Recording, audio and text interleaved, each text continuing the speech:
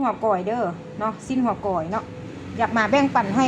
ทุกคนน้อยนึงเนาะที่ว่าคนที่ว่าคอมเมนต์มาหรือว่าโทรหาแม่แก้วเนาะแต่ว่าแม่แก้วก็บ่ทันได้มีเวลาออกมาตอบเนาะก็เลยจะแนะนำเลยแบ่งปันให้เลยเนาะ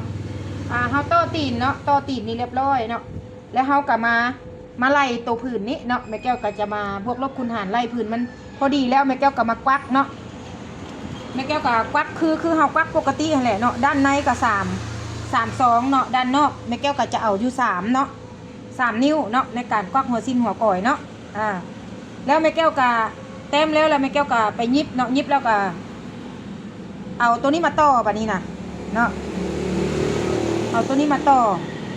เอาหัวมันมาต่อพี่น้องเนาะมาต่อใส่คือเดิมทีแหละคือแม่แก้วต่อนี่แหละทุกคนเนาะต่อกับต่อตามเฮากวักนี่แหละตามเฮาขีดนี่เนาะ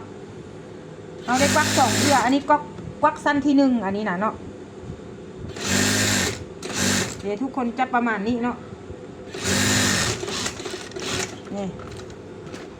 ต่อตัวนี้แล้วเนาะเฮามารีดแพรออกเวลารีดเด้อแพรออกเนาะกะซิฮูเลยแหละทุกคนกะซิฮูเลยแหละแล้วแม่แก้วก็จะมาตัดยางถาวรเลยบัดนี้นะเนาะทุกคนเนาะมาพับตัดบัดนี้นะเนาะทุกคนซัมนี้เด้อแม่แก้วแบ่งปันให้ทุกคนผู้ใดที่ว่าอยากได้มาเป็นความรู้ตัวเองเอาไปใส่ลงเบิ่งเด้อทุกคนเด้อ